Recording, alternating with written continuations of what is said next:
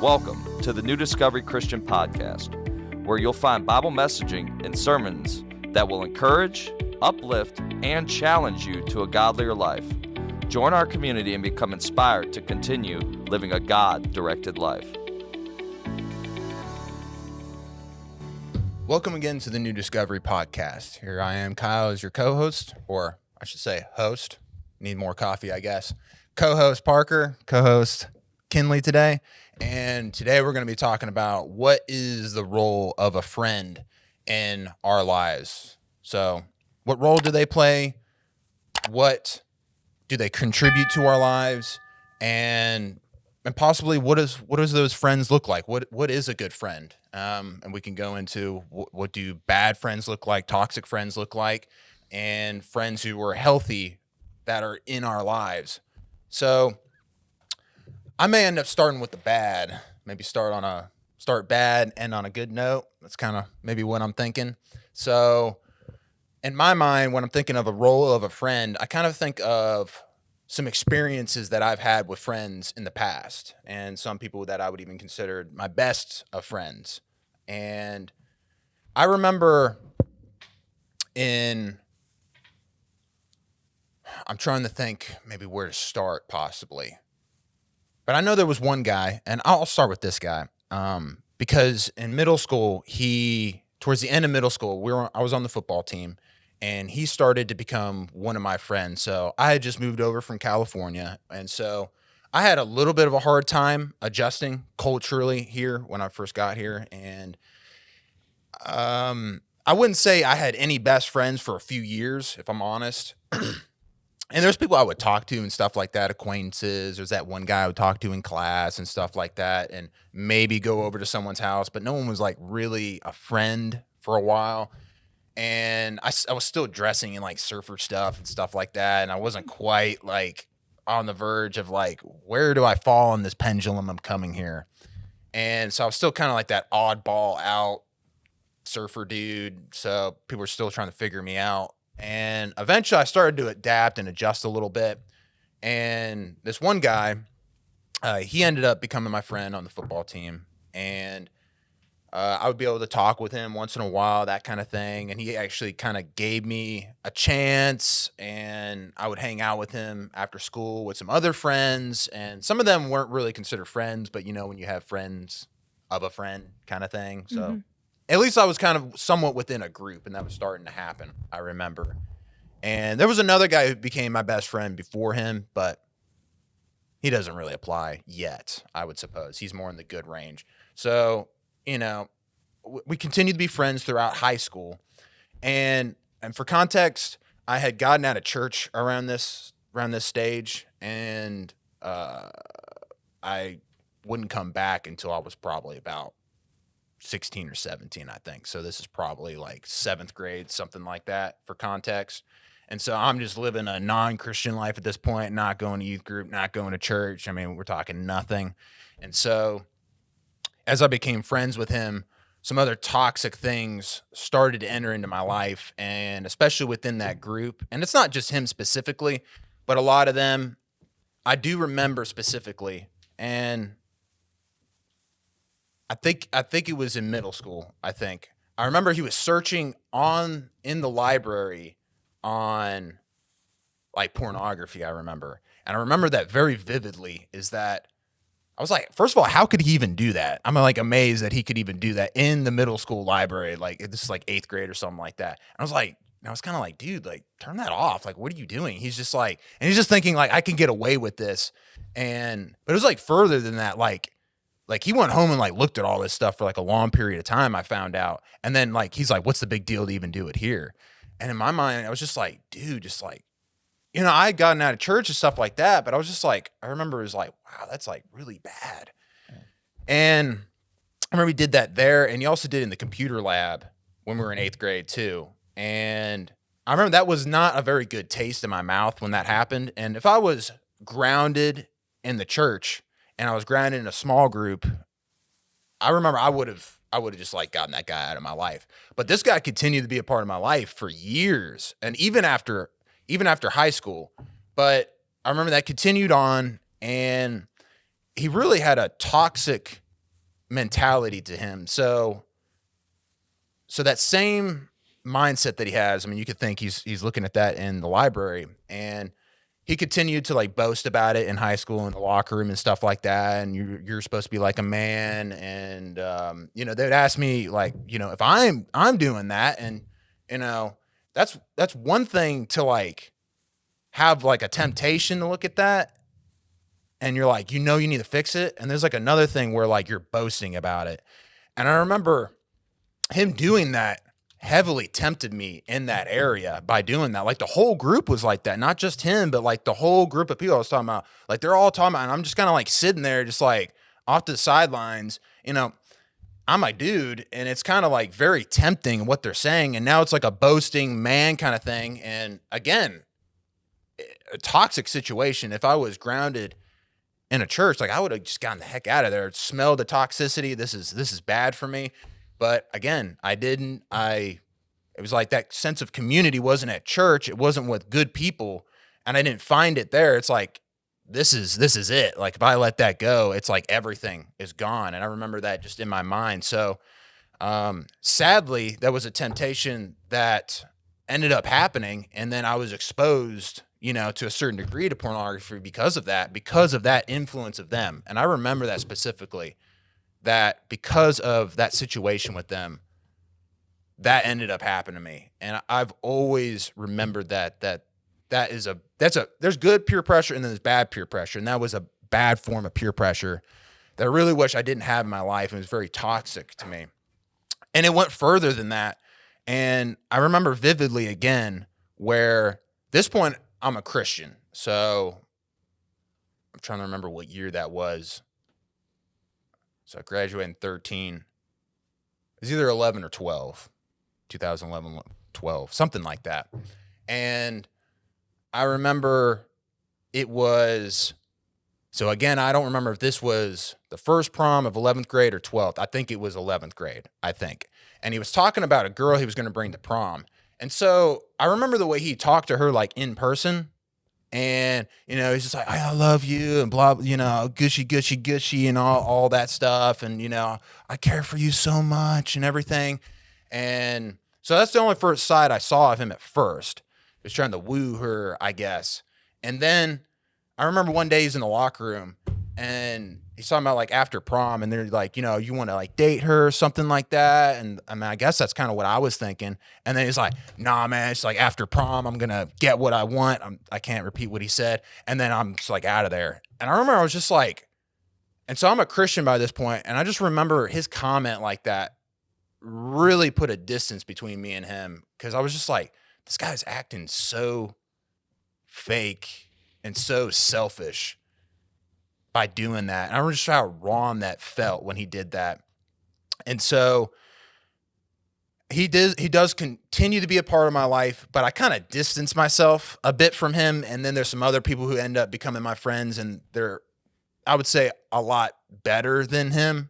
And I'm involved in the church, so there wasn't that like need, like throwing all my chips into one person. And so I remember that happened. So I distanced myself. And in that group, we played video games and stuff like that. I think we played like Call of Duty and some stuff like that. And once I graduated, I got a job at Sports Authority, and then I started college. So I was doing those two things.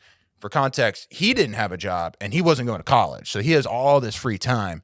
And so I told him, I was like, I'll be able to get on video games once in a while kind of thing and be able to play. And I was trying to get on like once a day to just keep those connections. And, I told him I can get on for probably like an hour, maybe maximum 2 hours a day. But I got like schoolwork I need to do. I got to go to my job, 8-hour shift.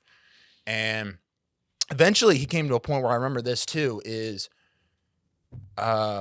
he started getting like angry once I started like getting off the video game after like an hour or two. And I was kind of like, I wasn't like clear cut at first. One of those things, it's like maybe something's going on in his life and that's why he's upset. But like this continued to happen. I was kind of like, I have to remind him, like, dude, like I got a 8-hour shift job and then I'm going to go to school. And at that point I was going to my job for 8 hours, would get off, go to the gym, take a nap, eat lunch. And then I would go into school for a night school and get home at 9 o'clock and then go in for a 5 o'clock or 6 o'clock shift and like rinse and repeat. Like there's like no wiggle room in my life. Right. And like to give him an hour or two is like A lot. it's like almost, it's all my free time in the day, essentially.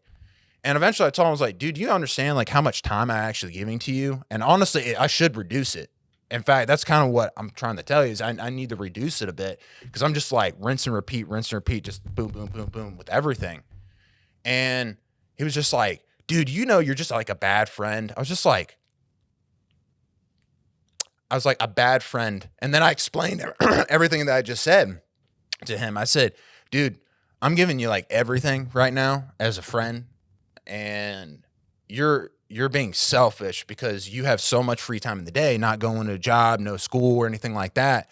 And why you're not doing that at the moment, that's not the argument. And maybe you have a plan or whatever. But I was like, dude, you are controlling me right now in this moment and for selfish reasons. And I just said it like that. And he was just silent. He didn't say anything. And I was just like, if you want to change anything, you kind of let me know, but like what you're doing, I feel like you're the one who's wrong and this end of things. And then after that, I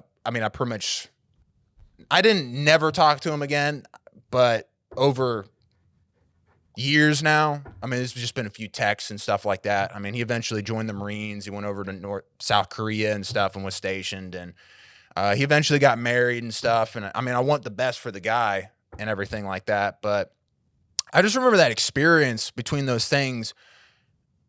He was a toxic person that was involved in my life in multiple factors and just like everything that I brought up. And it was just like he was like a person who like wants to drag you down. Like you may be on a different level and plane of life. And I think sometimes in those planes of life, one person can possibly respect the other person, respect your views and where you are. Because he didn't respect me as a Christian and stuff like that. And that's another thing I just thought about is when he started talking about like pornography or stuff like with women. And so I'm a Christian by this point. I was like, pretty much telling him like, dude, don't talk to me about those things. Like, I'm not telling you not to do those things. I'm not, because he pretty much said he's not a Christian. And I'm not saying don't do that. But like he would like pressure me into those talks. And I'm like, dude, just, like it's kind of one of those boundary things. Like, don't bring that up. Like that's against my values and my beliefs. So but kind of like, well, you're my friend, so I should be able to talk to you about this. And yeah, but I'm like, maybe I'm not that friend for you then. Yeah. At that moment. And maybe that's some other dude who's not a Christian or something. And so I clearly remember those discussions with him, and I had to clearly put those boundaries between me and him. And it was the boundaries eventually led to a boundary where there's just no relationship with the guy because he didn't get the memo. There was no respect for me being different from him. And so eventually it cut off because that guy, if I didn't let him go, he would have dragged me down. He would have dragged my faith down. I don't think I would be a leader in this church. And I don't think I would be the guy that God wants me to be. And that's not a sacrifice that I was willing to give over. So, I don't know. I wanted to share that story because I feel like there's kind of a few different things involved in there when it comes to friendship and at least the toxic side. Yeah, for sure. I think it's so odd, and you like call me crazy, but that was the exact like story of like a season that I recently went through in my life, like to a T, word for word, at like exact same thing. And I think that's so odd because that really hit home. So you want to share it? Yeah. I mean, if you guys want to hear it. Yeah, absolutely. Yeah, of course. I don't know if high school girl drama friendships are really, but I did learn something really valuable from it. So you were friends with this guy for a long time, right? We or were like friends over the from, course like, of high school, seventh grade, probably to freshman in college. That was a good chunk. Yeah. Okay. So same deal. I was like I wasn't really involved in a lot, like going into high school, and that's kind of the main thing that they tell you is like get involved, be in clubs, like do as much as you can and stuff. And so I remember I did choir. Wasn't really my speed, wasn't something I was like passionate about. But I met this girl in there, And she was one of those people, you ever see those people that, like, as soon as they walk into the room, it's like all heads turn, all the attention's on them. They're very, like, people, Yeah. okay? Very, like, extroverted, enthusiastic, and they like that kind of attention, right? She was one of those people.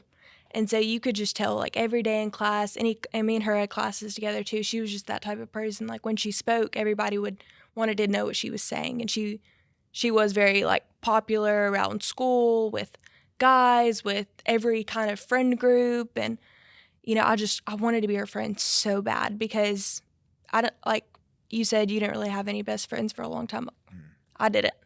Like, I was more one of those people that, like, I was kind of acquaintances with, like, every kind of group in high school, but there wasn't really a group of people that I, like, sat down with and spent time with and grew, like, strong friendships with, it, at least not until, like, probably my sophomore year. And so me and her ended up, like, being friends and stuff. And so over the course of, like, the first year, I think we were like, best friends. Me and her both experienced, like, two different, like, breakups and stuff at the same time. And at the time, like, they were really hard on us, and we were, like, you know, super, super down about it and everything. And her boyfriend happened to be, like, I think he was going off to college. And so mine was in the same grade as we all were. So over, like, that whole summer and stuff, me and her got super close because we had something that we connected over, that we were both, like, really hurt by these breakups, and we had classes together, so we talked to each other about it. And through, like, that year of being friends, we, like, bonded so much that I was like, this is my best friend. Like, she is so there for me. Like, and I remember, like, deep down, I felt really lucky because I had a friend that everybody, like, was just so in awe over. She was very pretty. Okay. She modeled, she did all the stuff, right? And everybody just thought, like, she was stunning, gorgeous, the most beautiful girl in our school, okay? And I was like, she made me feel so lucky to be friends with her. And that, looking back, like, that probably should have been a red flag. You know, you shouldn't feel like that with your best friend. But so she was always there for me, right? And so it wasn't until, like, I would say, like, our junior year, I took over the FCS club at our school, Fellowship of Christian Students, just for context. And so I couldn't do it by myself. And so I asked her, I was like, will you lead this with me? Like, will you be the vice president and stuff and, like, really help me out with this? And she was like, I'd love to. And she was very, like, confident that she could get the word out about the club because she had a big following on social media and a lot of people talked to her and etc. And so come that whole year, like junior year running the club and stuff, and sophomore year even before that, I think she really, like, got in her head, like, well, she's my best friend, so, you know, like, it doesn't really matter what I do. Like, because she's my best friend, I can really do whatever. It's not like she's gonna get mad at me. So she was thinking that about you. Yeah. Okay. And so we were leading this club and stuff together, and I was a sophomore, and so I was really trying to, like, you know, secure my place in this club and stuff. I really wanted it to be, like, somewhere that people knew they could go in the mornings and stuff and, you know, like, grow friendships with people and stuff. And so, long story short, she would be late. She would come in. She wouldn't talk to anybody. She'd sit at the back, laugh while I spoke, wouldn't contribute. And then, like, towards the end of the year, I'd probably been leading for, like, maybe a year and a half, like 2 years at this point. It was, like, junior year. And so I remember, like, towards the end of leading the club every semester, year, whatever, she would send me, it would always be some kind of text. It would be a long text saying, you know, you could have done a lot more with this club, and there's a reason that it doesn't have a good following at school, and you should have done this, and you should have done more, and which, granted, like, I probably could have done more than I did, you know, to glorify God within my school and maybe talk more about God within our school and invite more people and stuff. And so she would just kind of say things like that, like, we didn't do as much as we could have, and you should have done this, this, this, and this. And so I remember I would always say, like, I'm so sorry. Like, I didn't mean to let anybody down, or, like, you're right. Like, it's my responsibility. If I'm leading this, like, I should have a handle on this. And that went on for so long, like probably up until like 2 months ago. Every couple months, every 3-ish months, it was like a timeline. Every 3 months, it would be, hey, we haven't really talked in a while, or you haven't reached out to me, you haven't made plans with me. I think you're being a bad friend to me. Like, Yeah. and I would, at that point, my junior year, like I think I said a couple episodes back, that I was working 2 jobs along with like dog walking, and I was still leading FCS, and I was also involved in like 2 or 3 other clubs, and my schedule was pretty full, on top of like church on Sundays and Sunday nights and everything. And so when I would reach out, I'm not a phone person. I'm really bad at responding, just for any type of context. I think you guys know that. But so I would reach out, a couple times a week, maybe even once a week if I was really busy, and say like, hey, how are you doing? Like, let's get together soon. Like, I really miss you, really miss hanging out with you. Like, are you okay? And it would be like radio silence. And it'd be like, where have you been? We haven't hung out in weeks. You're being a bad friend because of that. You don't care about me. This friendship is one-sided. And I remember, like, this is no joke, I would get more scared of her than I would of my own parents. Because I would dread, I would have like this feeling of like really, really like deep rooted anxiety over texting her, in fear of her response would be, you know what, I think you're being a really bad friend to me, and I don't really want to hang out with you, and I deserve better, and this friendship is one-sided. And it was like I would get so intimidated by her, and so I was so fearful of her, because I wanted to be her friend so badly, because I knew she was a really good friend when we would spend time together. And then over the years, that kind of just evolved into, well, if you can't make time for me all the time, then you're a bad friend to me.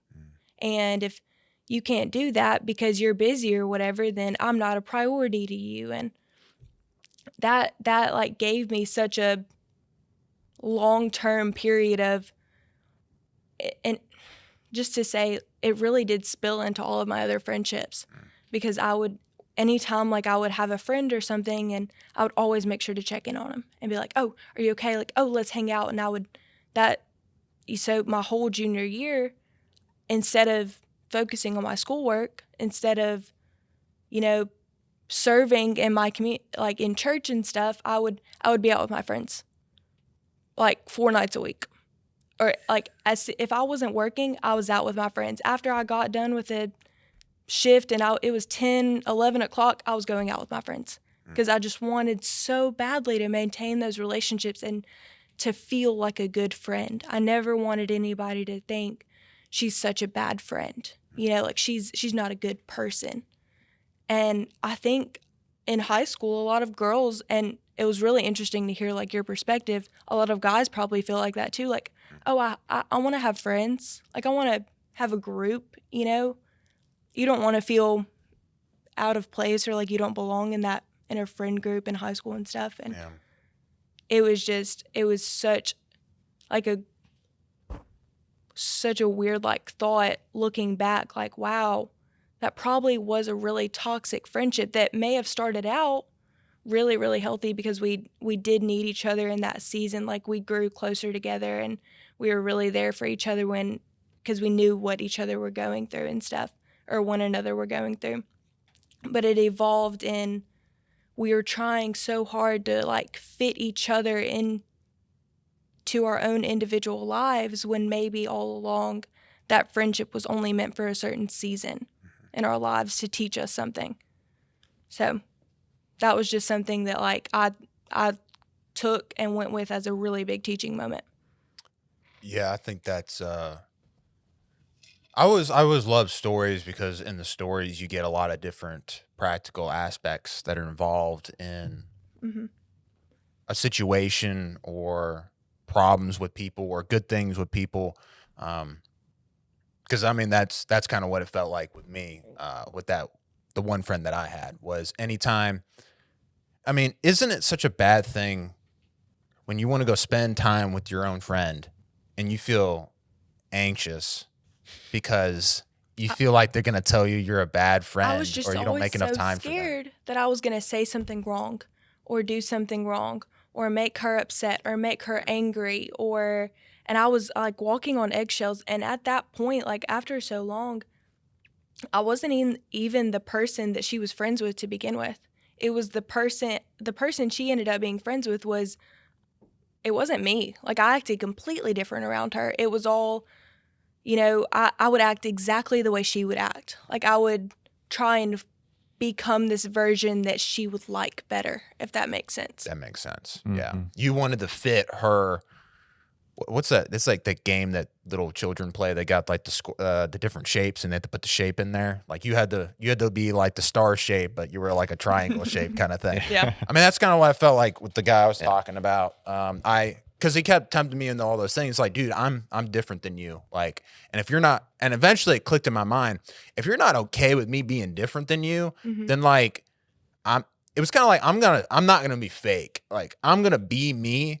And there's another aspect of things with friendship that I'll admit that you're gonna be you, but sometimes you may have to like slightly tweak the way you act around someone that's like a different friend. Because I don't act 100% exactly with another friend, because I do tweak it if the person has a different personality or, I mean, I have one friend. He's like an agnostic / was an atheist. And like, so I do tweak the friendship. Like I'm not going to like talk to the dude like as if someone else who is a follower of Christ. Like I'm not going to divulge those kind of things and act like the same friend. So you know what I mean? I do tweak how I act. And it's not like I don't bring up things of my faith. It's just within a different context with him. So there's an aspect of tweaking, but this isn't tweaking that we're talking about. We're talking about like you have to be 180, a completely different person for them to be okay with you. And it's like, if that's the case,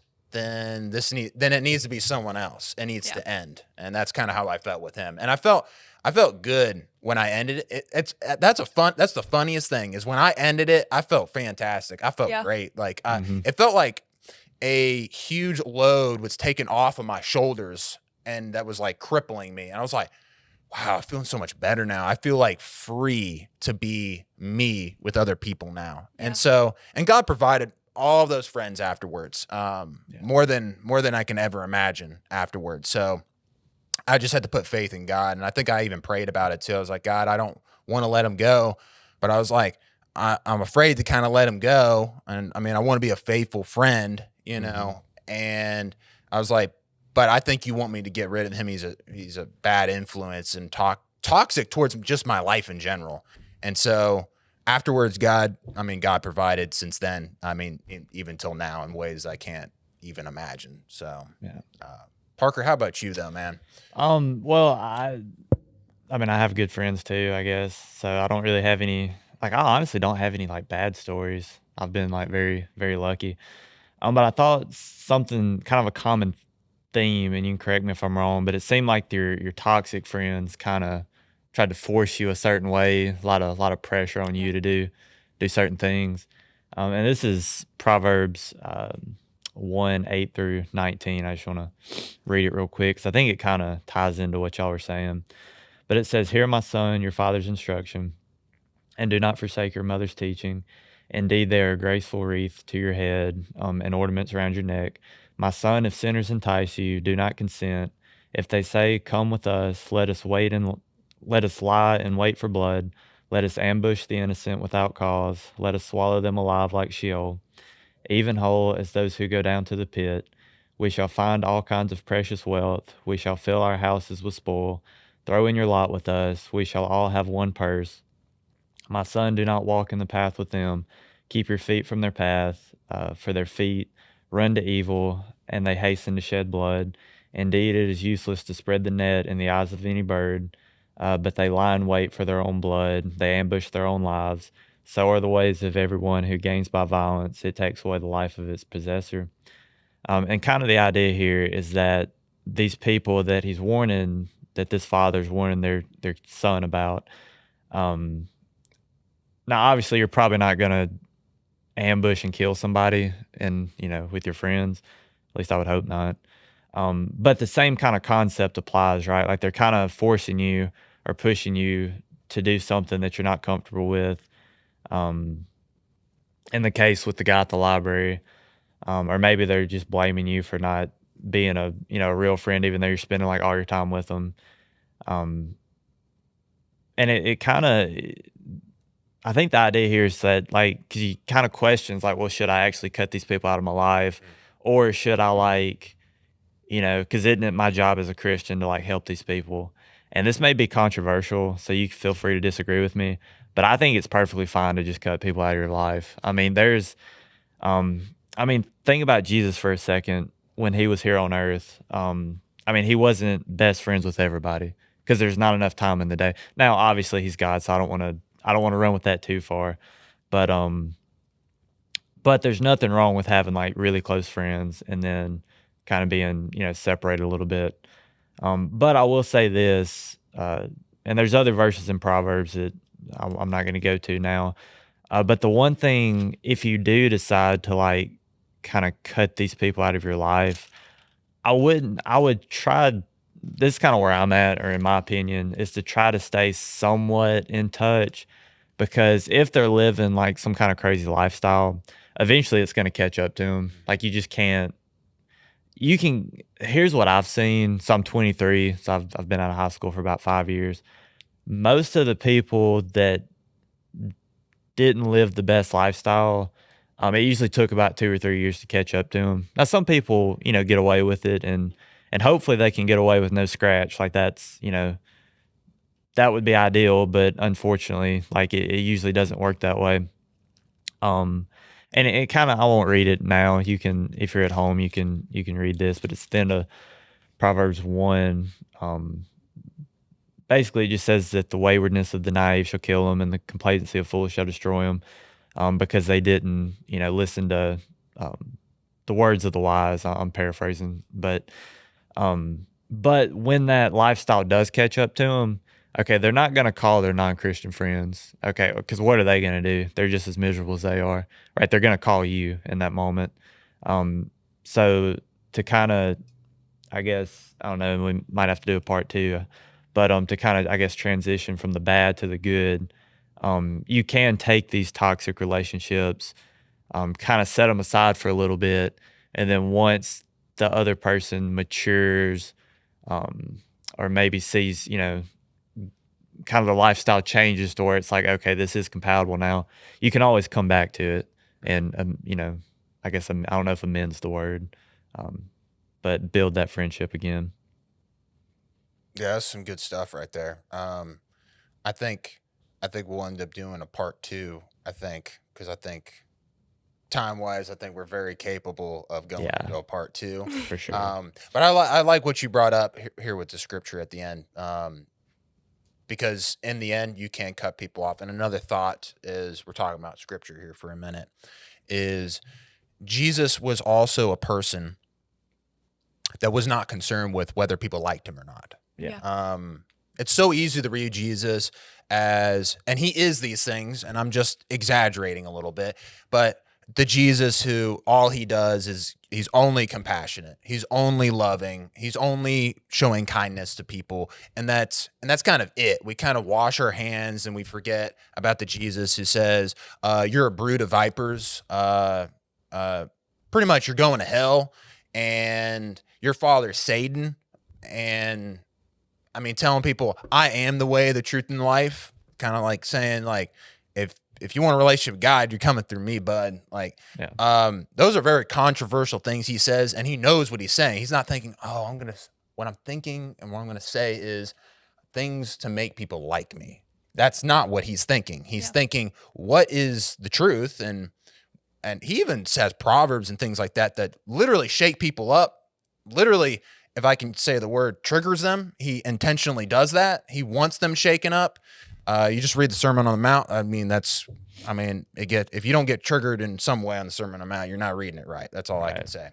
But I think that's the thing, is be that kind of person. And by the way, when Jesus speaks about I'm the truth and the life, and he talks about how you have to, eat my body, you have to drink my blood, and people just left. I mean, like en masse, just think about that. As a person, you're a leader of the church, God's people, and you got like 95% of people just leave. Like, so the first thing in your mind, you think, wow, I'm like terrible. Like, I'm not doing what I'm supposed to be doing right now. And especially if you're about numbers and people liking you, like that's like the literal opposite right there. I'm going to apply this with friendships.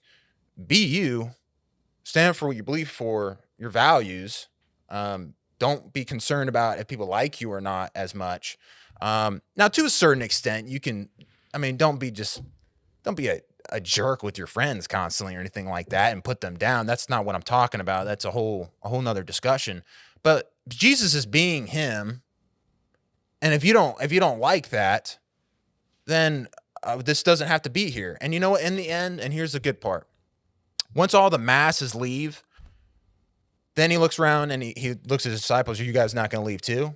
And, almost expecting for them to leave as well. And he's almost like open to that because he's not going to change. So he's like, are you going to leave too? And they're like, no, why would we leave? And in my own words, you're doing the right thing. You're on the right path. They say you're the son of God. Why would we desert you, kind of thing? We're with you. So I think that is a last note. Jesus holds that example for us as well. And I think in friendships and in those relationships that we have. So yeah. Well, Proverbs 18:24 says a man of many friends comes to ruin, but there is a friend who sticks closer than a brother. Yeah. I was gonna bring that one up with the good example. But I'm gonna probably save that. I think we've gotten some good stuff, some good nuggets in so far. So thank you for joining in on this podcast today about the role of friendships.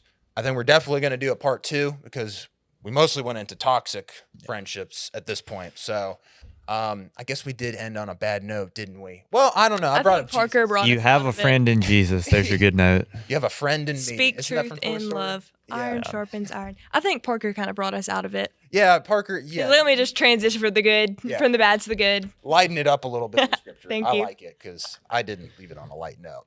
All right. So thank you for joining on this one. Join in on the healthy relationship. I'm not sure what we'll call that yet. I guess we haven't even recorded it yet. Yeah. So join in for when we go to that. Also, if you like these podcasts, just remember to subscribe to them. Remember to hit the bell button. If you think anything different, have any stories, put that in the comments. I would love to read about whatever stories or whatever happened to you when it comes to friendship. I mean, I'm not done learning yet, so I'd rather read it from you than if I don't have to experience something. So, do that, and that'll be very enriching to us, and we'll catch you on the next one next time.